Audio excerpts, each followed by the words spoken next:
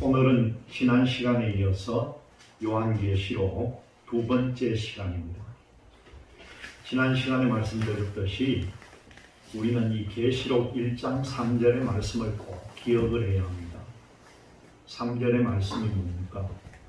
이 예언의 말씀을 읽는 자와 듣는 자들과 그 가운데에 기록한 것을 지키는 자들이 복이 있다. 그렇게 말씀했습니다. 오늘은 두 번째 시간으로 계시록 1장 4절에서부터 8절의 말씀 내용을 가지고 같이 말씀을 나누고자 합니다. 먼저 본문 계시록 1장 4절의 말씀입니다. 요한은 아시아에 있는 7교회에 편지하노니 이제도 계시고 전에도 계시고 장차 오실리와 그 보좌 앞에 7영과 7영이 뭐냐고 물으면은 하나님은 완전한 분이시니까 완전수로서 7이다 그렇게 말하는 사람들이 있는데 이 7영은 7천사의 영을 말합니다. 천사가 5이었다면은 하나님 보좌 앞에 5영과 이렇게 말했을 것입니다. 보좌는 하나님 앉아 계신 곳이고 그 앞에 7영이 있다는 거죠. 7영은 바로 천사의 영을 말합니다. 계시록 3장 1절의 말씀입니다. 사대교회의 사자에게 편지하기를 하나님의 7영과 7뼈를 가진 이가 가라사대 내가 내 행위를 아노니 내가 살았다 하는 이름은 가졌으나 죽은 자로다.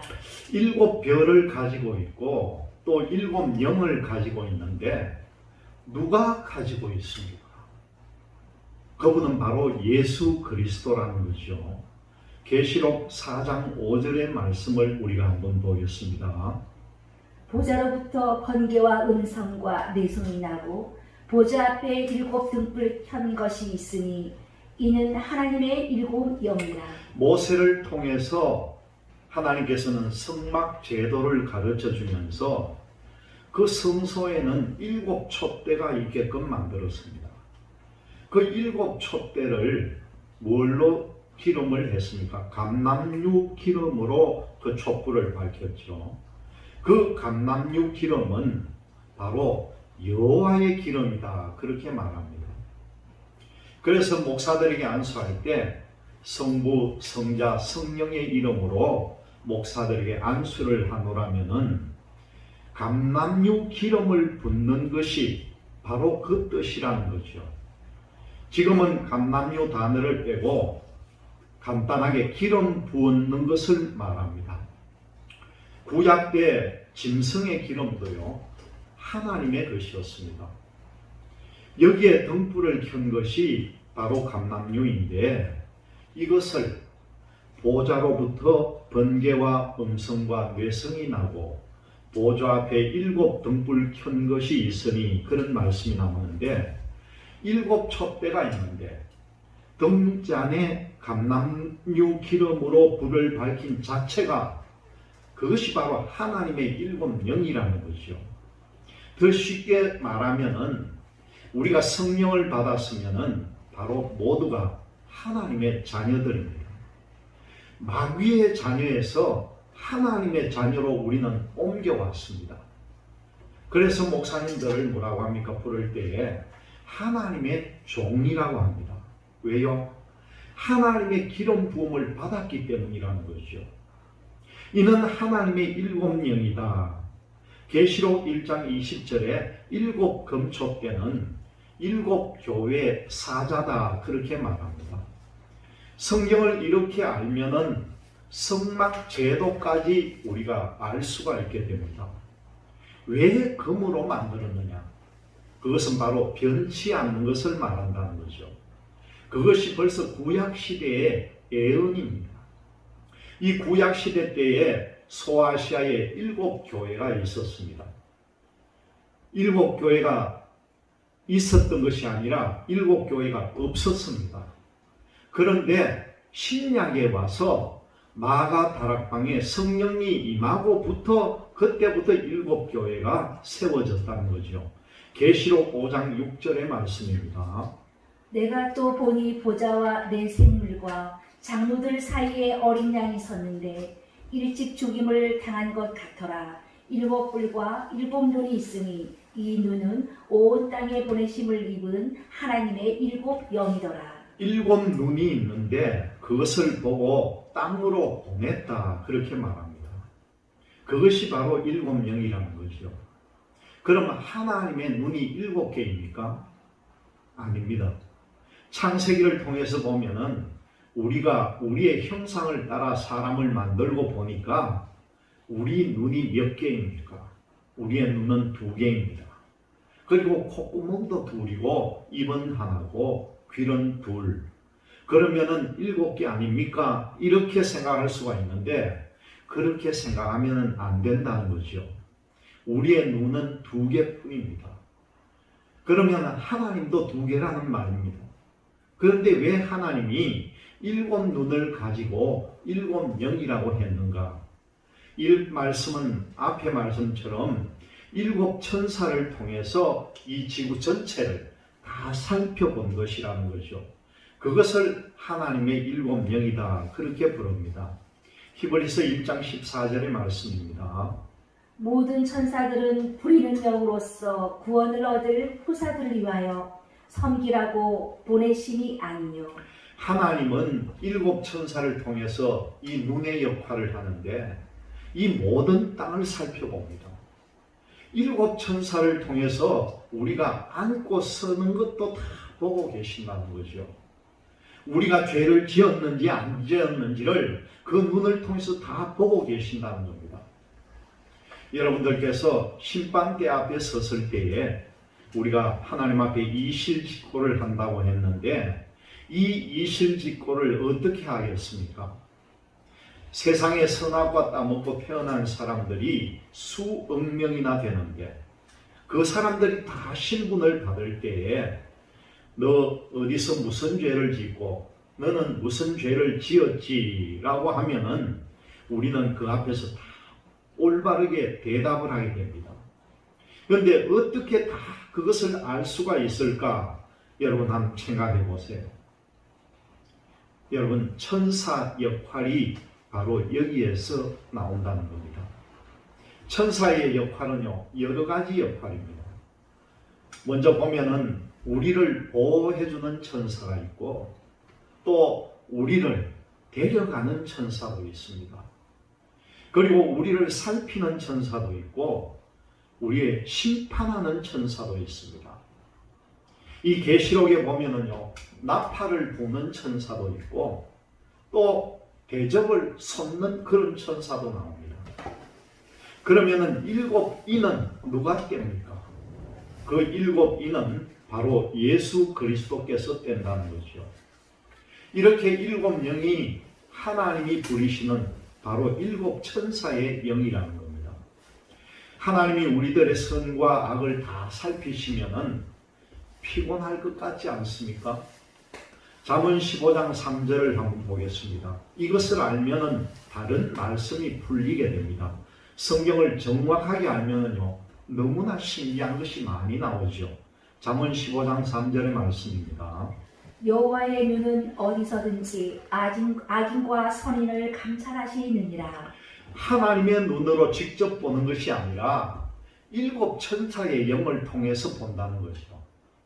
여러분들이 어떤 위험에 다 처해 있다 할지라도 우리의 이 가슴 속에 하나님의 신의 영이 계신다면은 천사가 항상 지켜주고 보호해 주신다는 사실을 믿으시기를 바랍니다.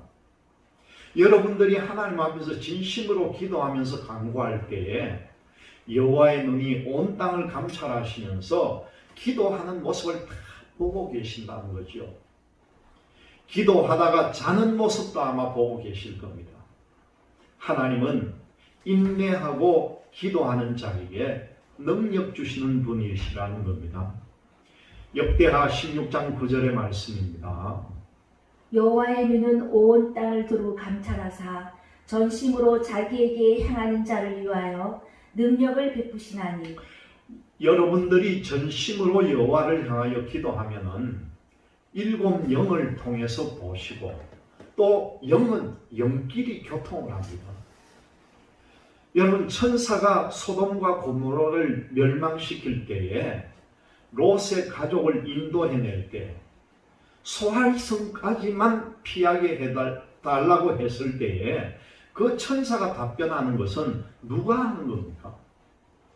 하나님의 영은 영끼리 교통을 하면서 대답을 해주는 것이요. 지금 여러분들이 하고 있는 모든 것을요, 하나님이 다 보고 계신다는 거예요. 여러분들이 앉거나 서나 자나 깨나 하나님께서는 다 보고 계신다는 사실입니다. 그래서 여호와의 눈은 7눈이다 그렇게 말합니다. 스가랴 4장 10절의 말씀입니다. 작은 일의 날이라고 멸시하는 자가 누구냐? 이 7은 온 세상에 두루 행하시는 여호와의 눈이라. 이스라엘 백성들에게 예루살렘에 올라가서 성전을 건축하라 했을 때도 하나님께서는 다 보고 계셨습니다. 여러분들이 행하는 것도 7영을 통해서 다 보고 계신다는 거죠. 이스라엘 백성들이 애굽의 바로 왕 밑에서 고통을 받을 때에 하나님께서 다 보고 계셨다는 겁니다. 본 것이 하나님의 7눈으로 다 보았다는 거죠. 창세기에서부터 하나님이 보신다는 말씀은 7영을 통해서 본다는 말씀입니다. 그래서 이 요한계시록을 제대로 알면은요, 성경이 열린다 그렇게 말합니다. 성경은 여러분 기초부터 정확해야 합니다. 오늘날 이 기초에서 문제가 생겨서 이 말씀이 오래도록 닫혀 있었던 것이 바로 요한계시록입니다. 성경의 기본적인 진리의 바탕이 없기 때문에 안 열린다고 분명히 말씀드릴 수가 있습니다. 많은 사람들이 아직도요, 천사가 타락된 것이 마귀다 그렇게 알고 있습니다. 그런데 잘 들어보세요. 마귀를 잡아서 무저갱에 집어넣으려고 보니까 용을 잡으니 곧 뱀이 마귀요 사탄이다 그렇게 계시록 20장 1절과 2절에 나옵니다. 이제 눈이 떠져서 개정개혁 성경에는 천사가 타락해서 마귀가 되었다고 주장하는 것을 이걸 바벨론 왕이다 그렇게 고쳐놓았습니다. 이 알게 모르게 고쳐놓고도 바뀌었다는 말도 하지 않고 있습니다. 그래서 성경이 닫혀 있다는 겁니다. 아직도 그것을 못 보신 분들은요, 고집을 부립니다. 하나님의 말씀은 정확하게 밝혀진 그대로 퍼지고 있습니다. 한국에서 먼저 퍼지고 있는데 이것이 유럽이나 미주 지역으로 새롭게 복음이 넘어갑니다. 이것이 7영이기 때문에 영적인 것을 잠시 말씀드리겠습니다. 여러분, 하나님의 영은 성령입니다. 성령의 역할은요, 전지전능하다는 거죠. 하나님의 영은 거짓말을 못하고 약속을 어기지 못하기 때문에 정직한 영입니다. 공의의 하나님입니다. 이렇게 한 가지만 알아도 성경은 너무 확실하고 신비롭게 열리게 되어 있습니다. 여러분, 예수를 믿는다는 것이 무엇입니까? 예수는 우리들의 죄를 위해서 십자가에 못 박히셨고 우리의 죄를 담당한 분이 바로 예수님입니다. 그 예수 그리스도를 우리가 영접하면 어떻게 됩니까? 예수 그리스도가 나를 구원했다는 것을 귀로 듣고 입으로 믿는 사람이 많습니다. 그래서 성도들을 가르칠 때에 과연 입으로 믿는지 마음으로 믿는지를 분별할 수가 있어야 됩니다. 마음으로 믿으면은 성령은 백발백중 들어가게 되어 있습니다. 하나님의 성령이 마음속에 들어가면은요, 변화가 이루어집니다. 겉모습이 다르고 얼굴색이 달라지기 시작합니다. 어둠의 영을 밀어내고 거기에 성령이 자리를 잡습니다. 시편 51편 10절에 보면은요, 다윗이 영안이 열려서 뭐라고 합니까? 하나님이여 나에게 정직한 영으로 새롭게 하소서 그렇게 말씀이 나옵니다. 이 성령의 본질은 정직하기 때문에요. 거짓말을 못하고 약속을 어기지 못하기 때문이라는 거죠. 여러분, 하나님은 공의로운 하나님입니다. 하나님의 보좌는 공의로운 보좌라는 거죠. 이렇게 성령을 하나만 알아도 예수 그리스도를 믿고 하나님의 성령의 영을 받으면 내 자신이 거짓의 영 속에 살았던 것을 실토하게 된다는 거죠. 누가복음 19장에 보면 삭개오가 예수를 영접하는 장면이 나옵니다. 삭개오가 영접할 때에 그 삭개오에게 정직한 영이 들어갔다는 거죠. 요한복음 1장 12절에 예수 그리스도를 영접하는 자, 그 이름을 믿는 자들이 하나님의 자녀가 된다, 그렇게 말씀합니다. 마음으로 믿었더니 의로 이르렀다는 거죠. 머리로만 깨닫고 입으로만 믿으면 성령이 임하지 않고 머리만 커지게 되어 있습니다. 하나님의 자녀가 되는 증거가 무엇입니까? 고린도후서 13장 5절의 말씀입니다. 너희가 믿음에 있는가? 너희 자신을 시험하고 너희 자신을 확증하라. 예수 그리스도께서 너희 안에 계신 줄을 너희가 스스로 알지 못하느냐? 그렇지 않으면 너희가 버리운 자니라. 여러분은 예수를 믿는 믿음이 있습니까? 예수를 믿는 믿음이 분명히 있다면요, 믿음을 여러분들이 한번 확신을 해보세요. 여러분들의 속에 성령님이 계십니다. 그것이 증거라는 겁니다. 만약 그런 것이 없다면요, 당신은 예수 그리스도를요 입으로만 믿은 것이라는 거죠. 마음으로 믿으면은 정직한 영이 들어와서 내가 거짓말하고 남을 속이고 죄를 지었던 것을 입으로 토설하게 됩니다. 누가복음 19장 1절에서 9절의 말씀입니다. 예수께서 여리고로 들어 지나가시더라. 삭개오라 이름하는 자가 있으니 세리장이요 또한 부자라. 저가 예수께서 어떠한 사람인가 하여 보고자 하되 키가 작고 사람이 많아 할 수 없어 앞으로 달려가 보기 위하여 뽕나무에 올라가니 이는 예수께서 그리로 지나가시게 되밀어라. 예수께서 그곳에 이르사 우러러 보시고 이르시되 삭개오야 속히 내려오라. 내가 오늘 내 집에 유하여 하겠다 하시니. 여기서 삭개오가 예수를 영접할 마음이 없으면은 나무에서 무슨 됐구나 하고 안 내려왔을 것입니다. 급히 내려와 즐거워하며 영접하거늘. 요한복음 1장 12절의 말씀 그대로 되었다는 거죠. 무사람이 보고 수군거려 가로되 저가 죄인의 집에 유하러 들어갔도다 하더라. 삭개오가 서서 주께 여짜오되 주여 보시옵소서 내 소유의 절반을 가난한 자들에게 주겠사오며 만일 네 것을 토색한 일이 있으면 4배나 갚겠나이다. 삭개오는 세리장으로 돈밖에 모르는 사람인데 이런 말을 어떻게 할 수가 있겠습니까? 예수를 영접함으로 예수의 정직한 영이 들어가서 자기의 잘못된 것을 토설할 때에 예수께서 이르시되 오늘 구원이 이 집에 이르렀으니 이 사람도 아브라함의 자손이미로다. 이 성경의 근본적인 것을 알고 보니 영접함으로 성령이 임하고 그 성령이 임하고 나니까 거짓말 영은 떠나버리고 바른 말을 하게 된다는 사실입니다. 요한복음 16장 13절의 말씀입니다. 그러하나 진리의 성령이 오시면 성령이 진리입니다. 거짓말이 없다는 뜻입니다. 그 성령을 받아서 예언할 때에 예언이 백발백중이 되어야 한다는 거죠. 그렇다면 선지자들이 하나님의 계시를 받아서 기록한 말씀이 빗나가는 것이 있습니까? 1.1획도 다 백발백중이라는 겁니다. 그가 너희를 모든 진리 가운데로 인도하시리니. 그가 진리의 길로 인도하신다는 거죠.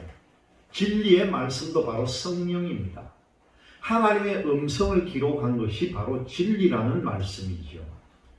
요한복음 17장 17절의 말씀입니다. 저희를 진리로 거룩하게 하옵소서. 아버지의 말씀은 진리이다. 진리의 말씀을 받아들이기만 하면은요, 성령이 임하게 되어 있습니다. 우리는 성령을 받으면은 서로 남남으로 여겨지지가 않고 서로 대화가 됩니다. 왜요? 하늘나라에 가면은 같은 형제라는 사실입니다. 이실직고한다는 것도 심판대에 섰을 때에 그에게 정직한 영을 넣어주면은 잘못된 것을 토설합니다. 이런 영에 대한 본질 하나만 알아도 성경이 너무너무 신비롭게 풀려집니다. 본문에서 7영은요, 분명히 천사의 영입니다. 이 세상에 하나님 외에는요, 다 피조물입니다. 천사도 하나님이 만들었으니까 피조물이죠. 피조물 중에 제일 먼저 만든 것이 바로 천사라는 사실입니다. 천사도 하나님이 부리는 영입니다. 부리는 영이지만은요, 이 천사 말을 듣지 않으면 천사를 가두는 내용이 나옵니다. 유다서 1장 6절의 말씀입니다. 또 자기 지위를 지키지 아니하고 자기 처소를 떠난 천사들을 큰 날의 심판까지 영원한 결박으로 흑암에 가두셨으며. 베드로후서 2장 4절의 말씀을 제가 읽어드리겠습니다. 하나님이 범죄한 천사들을 용서치 아니하시고 지옥에 던져 어두운 구덩이에 두어 심판 때까지 지키게 하셨으며 라는 말씀이 나옵니다. 천사가 하나님처럼 되려고 교만하다가 사탄 마귀가 되었다고 2000년이 넘도록 그렇게 우리에게 전해지고 있다는 사실입니다. 이 얼마나 황당한 일입니까? 이사야 14장 12절에 보면은 너 아침의 계명성이라는 말씀이 나옵니다. 이것을 이제야 깨달아서 주석을 달아놓았습니다. 그랬더니 에스겔서 28장 14절로 넘어갔습니다. 성경의 답은 분명히 나와 있습니다. 영적인 분별부터 먼저 해야 합니다. 계시록 20장 1절과 2절에 사탄 마귀를 잡아서 무저갱에 넣으려고 보니까 거기에요, 타락한 천사는 없습니다. 계시록 20장 1절과 2절의 말씀입니다. 또 내가 봄에 천사가 무저갱 열쇠와 큰 쇠사슬을 그 손에 가지고 하늘로서 내려와서 용을 잡으니. 용이라는 것은 사탄 마귀의 최고 책임자 왕을 잡았다는 거죠. 그랬더니만 곧 앳뱀이요 마귀요 사탄이더라는 겁니다. 앳뱀이 바로 마귀 사탄입니다. 마귀의 뜻은 거짓말하고 사탄의 뜻은 하나님의 뜻을 거역하고 마음을 충동시켜서 죄를 짓게 합니다. 이렇게 영적인 것이 먼저 밝혀져야 성경이 바르게 열립니다. 여기 하나가 닫혀버리면은 여기에 연결되는 말씀이요, 다 닫혀버립니다. 그런데 이것이 깨달아지면은 여기에 연결된 말씀들이 다 함께 열려버린다는 사실이죠. 어떤 교리에 묶여 있으면은요, 그 범위까지만 열립니다. 성경 하나를 바르게 분별하면은 창세기부터 계시록까지 완전히 관통이 됩니다. 본문의 7영의 뜻은 하나님이 부리는 7영, 7천사라고 분명히 말씀드립니다. 천사가 범죄하면은요, 무저갱에 갇혀서 흰 보좌 심판할 그때까지 유황불못에 들어가 버립니다. 그 전까지 갇혀 있는데도 불구하고 오늘날 영적으로 싸우는 대상자가 무엇입니까? 지금 우리가 타락한 천사와 지금까지 싸우고 있었습니까? 말이 안 된다는 거죠. 이 예수님이 오셔서 서기관과 바리새인에게 야, 이 타락한 천사 이놈들아 그렇게 욕했습니까? 예수님은 이 서기관과 바리새인들에게요, 뱀들아 독사의 새끼들이라 그렇게 말씀합니다. 요한계시록 1장 4절과 5절의 말씀입니다. 요한은 아시아에 있는 7교회에 편지하노니 이제는 계시고 전에도 계시고 장차 오시리와 그 보좌 앞에 7영과 또 충성된 증인으로 죽은 자들 가운데서 먼저 나시고 죽은 자들 가운데 먼저 나신 분이 예수 그리스도이십니다. 땅의 임금들의 머리가 되신 예수 그리스도로 말미암아 은혜와 평강이 너희에 있기를 원하노라. 우리를 사랑하사 그의 피로 우리 죄에서 우리를 해방하시고, 그런 말씀이 있습니다. 죽은 자들 가운데 먼저 났으니 부활의 첫 열매라는 사실입니다. 고린도전서 15장 20절의 말씀입니다. 그러니 이제 그리스도께서 죽은 자 가운데서 다시 살아 잠자는 자들의 첫 열매가 되셨도다. 죽은 자들 가운데 먼저 일어났으니 그것이 바로 첫 열매라는 것이죠. 그를 통해서 마가 다락방에 성령을 부어주심으로 지구 전체가 하늘나라로 이루어지는 역사가 생겼습니다. 첫 열매에서 생육하고 번성하라는 말씀처럼 예수 믿는 것을 핍박하면은 이것은요, 하면 할수록 더 번져나갔다는 거죠. 핍박을 당하지 않으면은 성령님은 가만히 계십니다. 핍박을 받을수록 믿는 믿음을 가지고 있으면은 성령이 더욱 강권적으로 역사합니다. 이것이 앞으로 7년 환란 때에 체험할 수가 있고 지금도 체험하고 있는 사람들이 많이 있습니다. 본문 5절에 예수 그리스도로 말미암아 은혜와 평강인데 그것이 예수 그리스도를 통해서 왔습니다. 본문 5절 하반절에 보면은요, 우리를 사랑하사 그의 피로 우리 죄에서 우리를 해방시키고 라는 말씀이 나옵니다. 예수의 피로 우리를 죄에서 해방시켜 주셨다는 사실입니다. 로마서 8장 1절과 2절의 말씀입니다. 그러므로 이제 그리스도 예수 안에 있는 자에게는 결코 정죄함이 없나니 이는 그리스도 예수 안에 있는 생명의 성령의 법이 죄와 사망의 법에서 너를 해방하였습니다. 이 죄와 사망의 법이 뭡니까? 하나님 외에 다른 신을 섬기는 것을 말합니다. 이 사망의 법을 알아야 사망의 삶을 우리는 살지 않는다는 거죠. 생명의 삶은 무엇입니까? 하나님의 진리를 따라가는 것이 바로 생명의 성령의 법입니다. 사망의 법을 따라가는 것은 하나님 외에 다른 신을 섬기고 우상에게 절하고 제물을 먹는 것입니다. 우상 제물을 안 먹었다는 사람이 많은데 로마서 14장에 믿음으로 먹지 않으면 정죄함을 받는다고 했기 때문에 우상의 제물이라 할지라도 믿음을 가지고 기도하고 우리가 먹었다는 겁니다. 그러면은 내가 성경을 잘못 알았나 해서 하나님이 용서합니까? 안 한다는 사실입니다. 하나님의 법은 어긋나면은 어긋나는 그대로입니다. 여기에 우리가 핑계하면은 안 된다는 것이요. 내가 받아들일 때 내가 분별을 하고 내가 정리를 해야 합니다. 요즘 흔히 말하기를 줄을 잘 서야 된다, 그런 말을 합니다. 그리고 사람을 잘 만나야 된다, 그런 말도 합니다. 그것이 사실입니다. 사망의 법을 쫓아가면 안 된다는 사실이죠. 계시록 2장에 에베소 교회가 믿음은 좋고 행함도 좋은데 처음 사랑을 버렸다, 그렇게 말했습니다. 여러분, 하나님을 사랑하는 것이 무엇입니까? 우상에게 절하라고 해도 안 해야 되는 것입니다. 그것이 목숨을 다하기까지 하나님을 사랑하는 거라는 것이죠. 마태복음 22장에 마음을 다하고 뜻을 다하고 성품을 다하여 주 너희 하나님을 사랑하라, 그런 말씀이 나오는데 그 사랑이 무엇입니까? 하나님의 계명을 지키기 위해서요, 목숨을 거는 것이라는 거예요.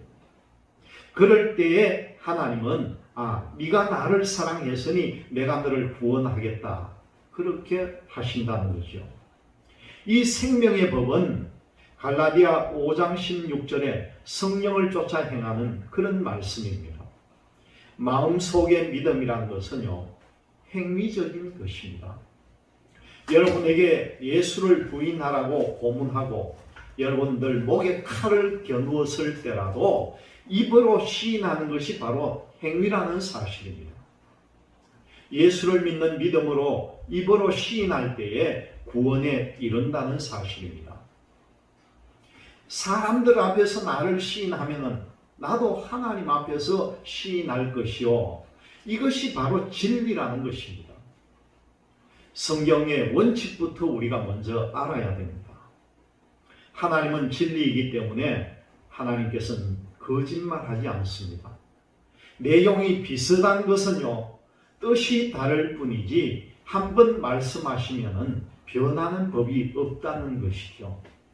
요한복음 5장 24절의 말씀입니다. 내가 진실로 진실로 너에게 이르노니 내 말을 듣고 또 나 보내신 이를 믿는 자는 영생을 얻었고 심판에 이르지 아니하나니 사망에서 생명으로 옮겼느니라. 시편 51편 5절에 우리는 어머니 모태로부터 죄악 가운데 잉태가 되었습니다. 죄악 가운데 태어나서 뻘뻘 걸어 다니면서부터 곁길로 갔다, 그렇게 말씀합니다. 하나님께서 원하시는 뜻으로 가지 않았다는 거죠.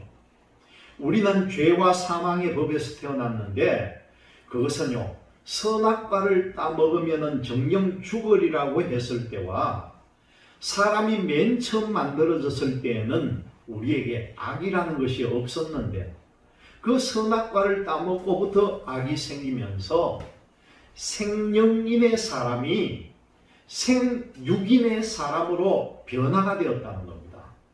그때부터 이 선악과의 비밀이 성경이 되었습니다. 로마서 7장 21절에서 25절의 말씀입니다.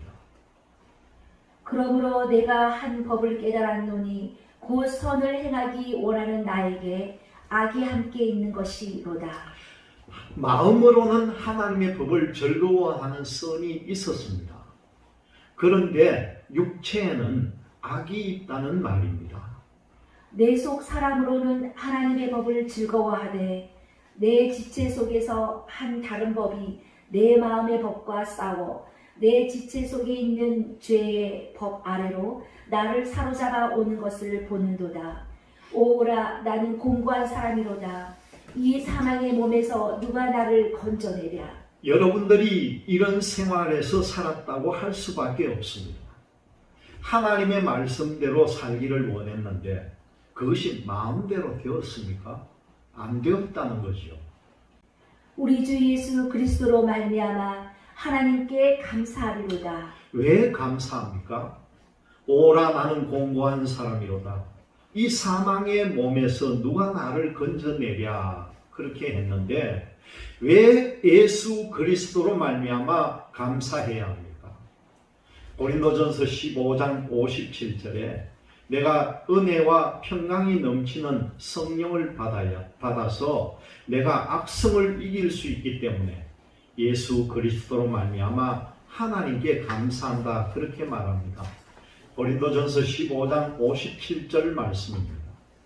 우리 주 예수 그리스도로 말미암아 우리에게 이김을 주시는 하나님께 감사하노니. 성령이 임하면은 이기게 만들어 줍니다. 육신은요, 배고프면 먹어야 되고 추우면은 입어야 됩니다. 이 선악과를 따먹고부터 사람은 마가복음 7장 20절과 23절에 보면은 이 누구나 다 악을 가지고 있습니다. 그냥 점잖하게 가만히 있는 것 뿐입니다. 그 악은 선악과 따먹고부터 생긴 것이기 때문에 어머니 뱃속에서 세상에 태어나면서부터 죄를 지었다는 거죠. 여러분, 죄의 삭은 사망이라고 합니다. 그 사망의 법에서 예수님의 보혈의 피로 해방을 시켜주었습니다. 그러므로 우리는요, 감사할 수밖에 없는 거죠. 이 복음을 제대로만 깨달으면 살아서 꿈틀거리고 움직인다는 사실입니다. 히브리서 4장 12절에 보면 하나님의 말씀은 살아서 운동력이 있다 그렇게 말합니다. 말씀은 내 자신도 변화시켜 줍니다. 내 병도 고쳐줍니다. 안 되는 것을 되게 합니다.